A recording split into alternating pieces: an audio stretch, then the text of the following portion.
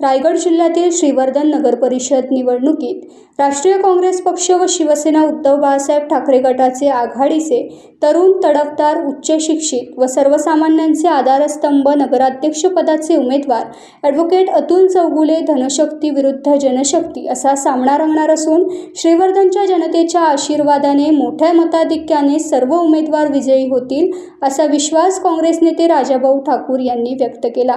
श्रीवर्धन नगर परिषद निवडणुकीत काँग्रेस पक्षाचे 3 उमेदवार नगरसेवक पदासाठी काँग्रेस नेते राजाभाऊ ठाकूर यांच्या नेतृत्वाखाली सुमारे 15 वर्षात काँग्रेसच्या हाताचा पंजा ही निशाणी मिळाल्याने उमेदवारांसह जनतेत उत्साह दिसून येतोय।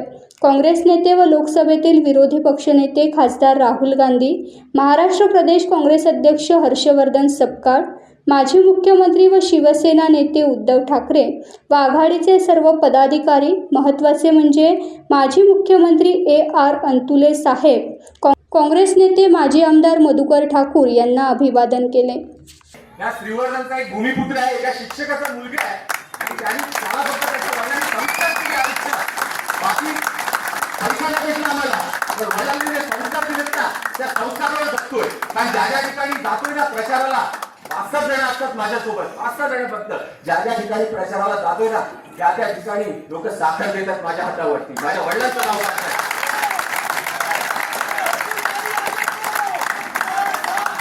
अरे तुमच्याकडे दरवेळेला तुम्ही सत्तेतच असता, कुठलाही पक्ष येऊ दे वरती सत्तेत तुम्ही सत्तेत असता।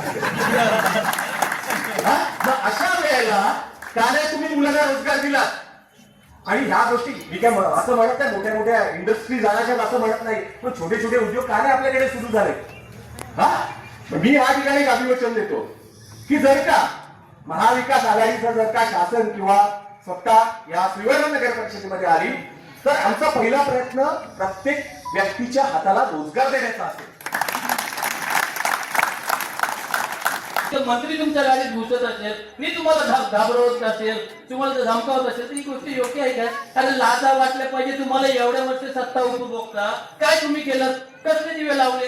अख्ख्या रायगड जिल्ह्याचे वाटोळं जर कोणी केलं असेल तर ह्यांनी केले, फक्त श्रीवर्धनचं नाही अख्ख्या रायगडचं। आणि मगाशी तुम्ही बोलेत ना तर ह्यांना पुन्हा आमदार व्हायचंय, पुन्हा खासदार व्हायचंय, मुली कामं करतील, निधी देतील। अहो यांना आमदार खासदार होऊनच देणार नाही, हे पण तुम्ही आज लिहून ठेवा। जर हे तिसऱ्यांदा खासदार झाले तर तुम्ही माझं नाव बदलायचं। फक्त आयुष्य मला माहिती नाही, आता ते ईश्वराच्या हातात आहे, फक्त जिवंत असायला पाहिजे। म्हणजे जिवंत म्हणजे ईश्वराने जर न्यायला तर काय आपण तुम्ही अशी करू शकत नाही, पण जर जिवंत असेल मी पण बापांचा मुलगा आहे नाही ह्यांना मी तिसरी सोडूनच द्यावं।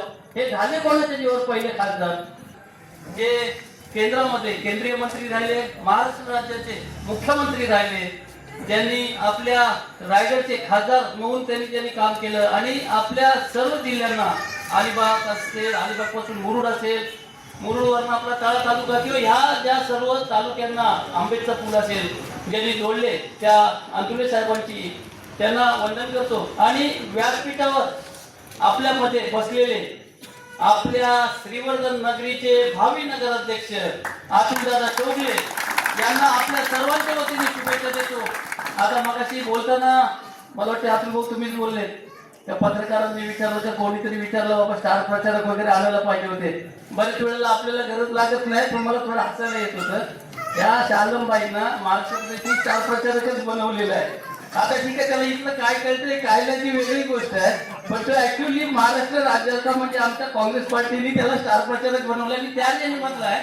काल रात्री मला फोन आला की आपल्याला उद्या अशी सभा करायची आहे। मी विचार काय केला तो भले जरी ठीक आहे बघा आपण कुठल्या धर्मात कुठल्या पंथात जन्माला येतो हे तुमच्या माझ्या कोणाच्याच हातात नाही। तो ठीक आहे मुस्लिम समाजात जन्माला आलाय, पण त्याची जी रामायणावरची पकड आहे, महाभारतामधली पकड आहे, त्या चौपाया एवढ्या बोलतो आणि माझे आणि त्याचे जवळजवळ 10 वर्षापासून जास्त संबंध आहेत। आणि कशाला यांनी घाबरता? बिनधास्त बाहेर निघा, सांगा लोकांना आमचे जे कोण नगरसेवकाला उभे राहिले त्यांना सर्वांना मतदान करा आणि काही झालं तरी येत्या या 3 तारखेला आपले जास्तीत जास्त नगरसेवक निवडून गेले पाहिजे। अतुलजी मी बोलताना पहिले रामायणची एक चौपाई बोलणार, त्यामध्ये तुम्हाला खूप साहस भेटेल। रावण लक्ष्मी बिरत रघुवीरा देख विभीषण भयो अधीरा। राम और रावण की लड़ाई में जब रावण विशाल काय रथ पे सवार होके आया तो विभीषण भी डर गए कि राम जी तो हार जाएंगे।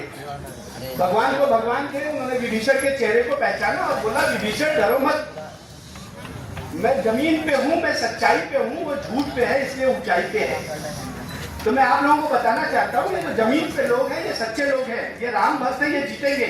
ऊंचाई पे तो रावण होता है और इस लड़ाई में रावण की हार होना फिक्स है, क्योंकि ये दशहरा मनाना है आपको 2 तारीख को।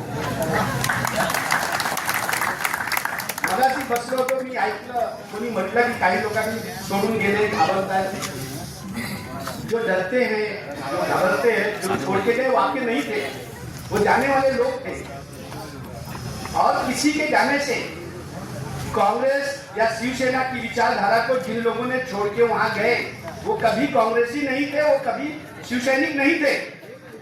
उनके शुरू से वो गद्दार थे, तो उनकी चिंता करने की कोई बात नहीं है। उनके जाने आने से कोई पक्ष, कोई पार्टी खत्म नहीं होती, संगठन वैसा ही रहता है। टाइम्स डिजिटलला लाईक करा, शेअर करा, सबस्क्राईब करा आणि बेल आयकॉन दाबायला विसरू नका. Times digital.